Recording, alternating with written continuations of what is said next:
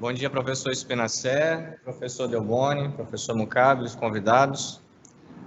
Nosso trabalho tem por tema a decadialética de Mário Ferreira dos Santos como uma providência metodológica para a construção de um conhecimento concreto. Mário Ferreira dos Santos, ele foi um filósofo brasileiro, nasceu em 1907, faleceu em 1968. Ele teve formação ginasial com os jesuítas no Rio Grande do Sul, graduou-se em Direito e Ciências Sociais pela Universidade de Porto Alegre. Após a sua formação, ele se mudou para São Paulo, já casado, onde teve 2 filhas, que também seguiram os passos do pai, se tornando também escritoras e cientistas. Ele desenvolveu atividades como escritor, ensaísta, escreveu romances, crônicas, atuou como advogado, tradutor e editor. Possuiu 2 editoras, a Logos e a Mateses. Durante a sua vida e aquele período da história nacional, existia muito preconceito com a filosofia, em relação à filosofia produzida por brasileiros. Suas primeiras obras foram escritas com outros nomes, mas assim que houve o sucesso de publicação, então ele começou a adotar o próprio nome. Assim como Monteiro Lobato, as editoras não compraram a ideia dos seus livros, então, por causa dessa vicissitude, ele foi forçado a criar as suas próprias editoras e publicar suas obras. Mário Ferreira dos Santos denominou sua filosofia de filosofia concreta.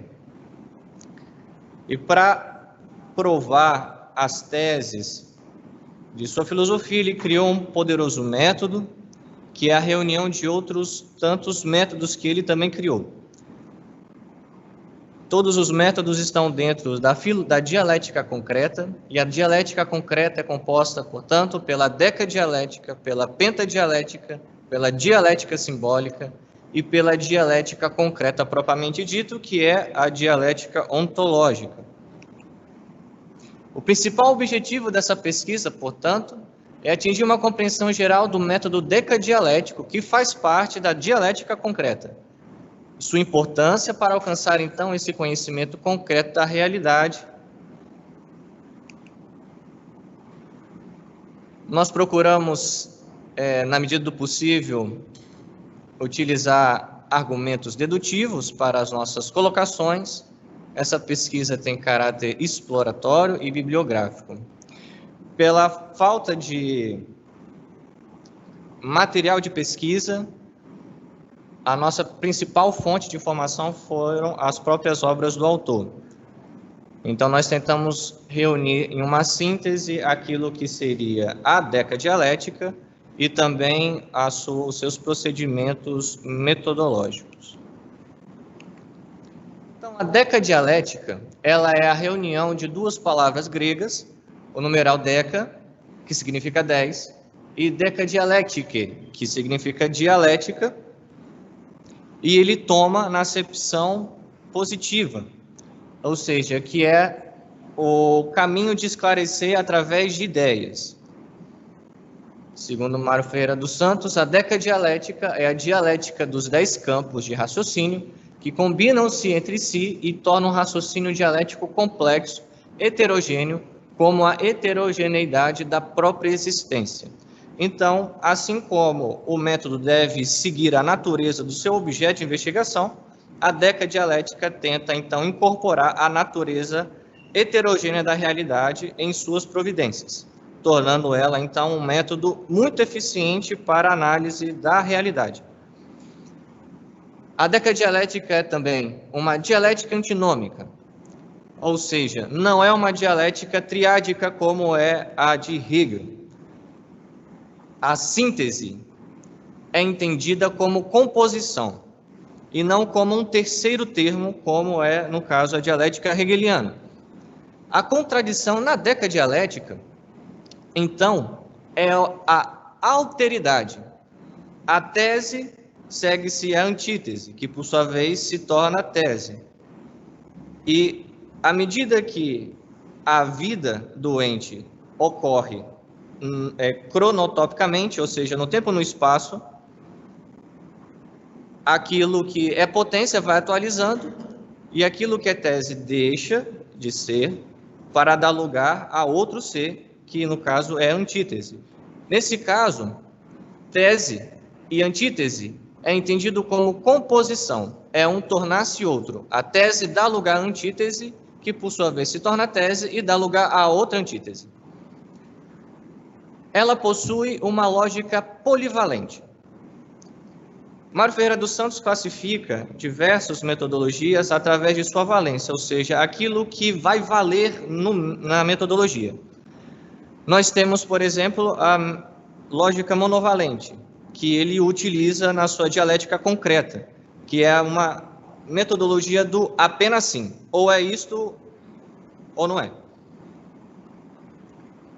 Ele vai utilizar, sobretudo, na metafísica e para alcançar os primeiros princípios supremos, que ele chamou de Matesis Magister, instrução suprema, que são as leis ontológicas às quais todo ser, todo ente está submetido. A lógica formal é uma lógica bivalente, porque ou é sim ou é não. É polivalente porque vale tanto o sim e o não. E também vale a negação do sim e do não. E vale contemporaneamente tanto o sim como o não. Por isso que é uma lógica polivalente. E ela é melhor aplicável à filosofia prática, ou seja, aplicado à economia, à ética, à sociologia, à política, porque a filosofia prática, na visão do Mário Ferreira dos Santos, ela considera a lógica afetiva, que no caso é o axiotrampológico, ou seja, é a modificação que o ser humano faz através da tensão dialética da antipatia e da simpatia, ou seja, as nossas escolhas são determinadas por essa tensão. Então, essa lógica, essa dialética está incluída na providência decadialética. Para a análise decadialética ocorrer de maneira eficiente, é necessário considerar, antes da análise propriamente dita, os fatores de emergência e predisponência.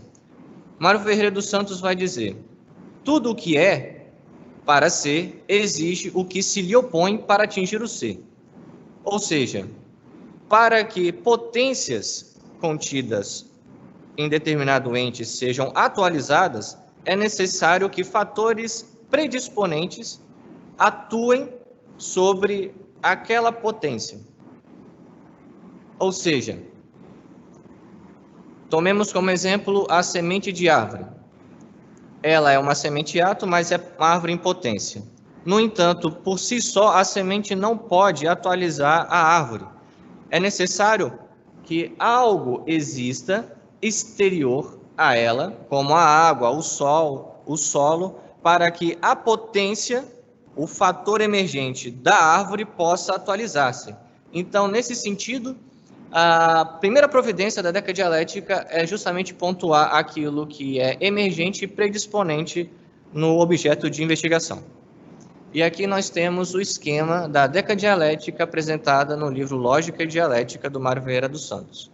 Então, nós temos aqui o campo do sujeito e do objeto. No campo do sujeito, nós temos a dialética da razão e da intuição. Dentro da razão e da intuição, nós temos aquilo que é considerado conhecimento e desconhecimento. E nós ainda temos as atualizações e virtualizações racionais e as atualizações e virtualizações intuicionais. Dentro do campo do objeto, nós temos a atualização e virtualizações do objeto. Nós temos a tensão dialética da intensidade e da extensidade, das possibilidades reais e não reais, e ainda o campo dos variantes e dos invariantes. Então, o campo do sujeito e do objeto é o campo maior, porque tudo pode ser sujeito, tudo pode ser objeto. O sujeito sempre vai ser o ponto de partida, ou aspecto que você vai focar tal objeto. E o objeto será, no caso, aquilo que recebe.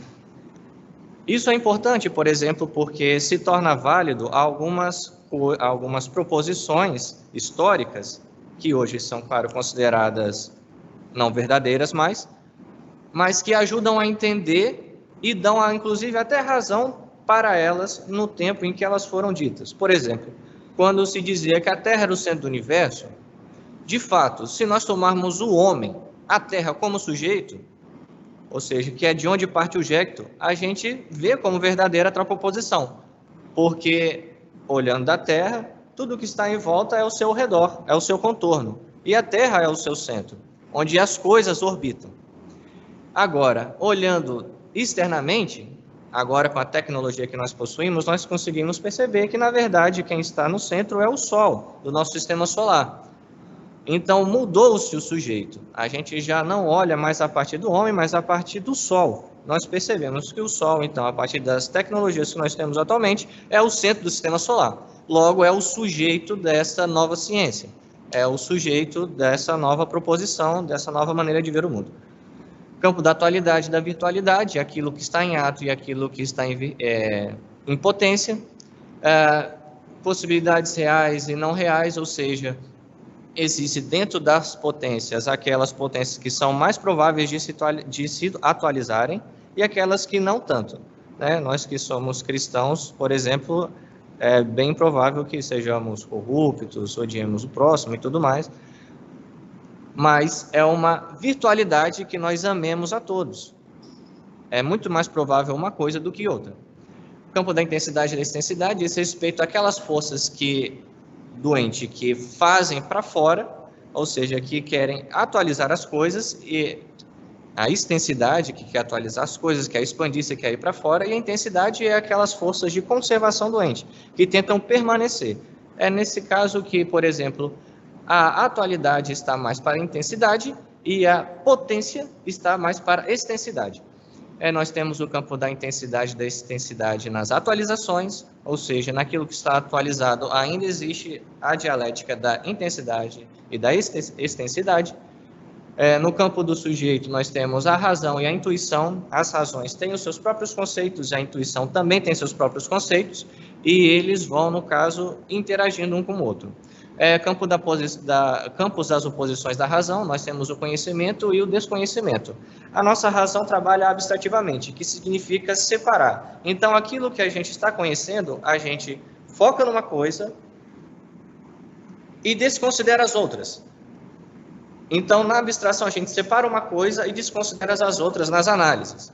Por isso que é conhecimento e desconhecimento, porque o abstraído é aquilo que eu estou para conhecer. Mas, na análise decadialética, eu devo considerar ainda que existe um campo daquilo de conhecimento do próprio ente que eu ainda não conheço e que eu preciso conhecer. Campo das atualizações, virtualizações racionais e intuicionais, dentro dos conceitos de razão e intuição, existem ainda aqueles fatores que são atualizados e virtualizados. Também nesse processo de abstração. O nono é a mesma coisa que o oitavo, só que inversamente. E, por fim, nós temos o campo do variante e do invariante, que está contido em todos os outros demais campos. É necessário ressaltar que não existe uma ordem rigorosa para proceder à análise decadialética. Todos esses campos, eles atuam entre si e as suas combinações permitem novos campos surgem, né? Então, geralmente, nas nossas investigações, seja filosófica ou cientista, a gente sempre considera, na verdade, aquilo que está atualizado e não virtualizado, né? Ou seja, aquilo que está se dando agora, não aquilo que pode tornar-se. Somado à decadialética, nós temos os planos em que ela pode ser aplicada. Então, nós temos a pentadialética. A decadialética pode ser aplicada num ente em sua unidade, ou em sua totalidade, em sua série, em seu sistema ou no seu universo. Aqui nós temos um crescimento ascendente, porque à medida que os planos vão aumentando da análise decadialética dentro da pentadialética, nós vamos colocando o ente analisado sempre em totalidades cada vez maiores. Então, são esses 5 planos em que se pode colocar uma tensão, uma estrutura qualquer, e a busca deles durante a decadialetização do que se pretende estudar. E permite que se aumente o campo concrecional do exame dialético. Então, para se alcançar o conhecimento concreto, existe um progresso no conhecimento. Então, é necessário que, para chegar ao conhecimento concreto, primeiro se passe pelo conhecimento estático, pelo conhecimento cinemático, pelo conhecimento dinâmico. A decadialética, então, ela é um método que se aplica a um conhecimento que já se tem, e não se usa para alcançar o conhecimento geral da coisa. Como o conhecimento é profundamente abstratista, a decadialética existe justamente para reunir tudo aquilo que foi abstraído, separado, numa grande totalidade, ou seja, numa visão globalizante. É conhecimento concreto, é só no conhecimento concreto que a gente utiliza, então, a decadialética. Quando você sintetiza todas essas 3 fases anteriores, então você pode aplicar a decadialética. O conhecimento concreto é um conhecimento circular, que conexiona tudo quanto pertence ao objeto estudado, desde sua definição geral até os fatores que determinam a sua entrada e saída da existência, a sua inserção em totalidades maiores e seu posto na ordem dos conhecimentos, de modo que aquilo que foi obtido na esfera da alta abstração seja reencontrado no âmbito da experiência mais singular e imediata. Para Mário Ferreira dos Santos, conhecer é reconhecer. Então, se não há o reconhecimento daquela abstração alta que você chegou, com um objeto concreto singular, no caso, houve um abstratismo e você não alcançou conhecimento concreto sobre aquela coisa. Então, é circular porque, à medida que a abstração progride, ela tem que necessariamente fazer o processo inverso e chegar no ponto de partida para que a análise tenha sido feita com eficiência. O método decadialético, ele se justifica porque o homem conhece através dos esquemas. E pelos esquemas mentais que ele possui, ele acomoda as informações externas e assimila.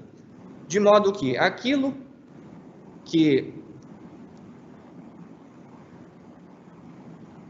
para o qual ele não tem um esquema, não é assimilado. O conhecimento do homem será, então, limitado de acordo com os esquemas que ele possui. Por causa disso, o conhecimento sempre será parcial. Os esquemas, eles limitam o conhecimento do homem. Não permitem que ele avance, porque aquilo que não tem esquema não é assimilado de maneira alguma.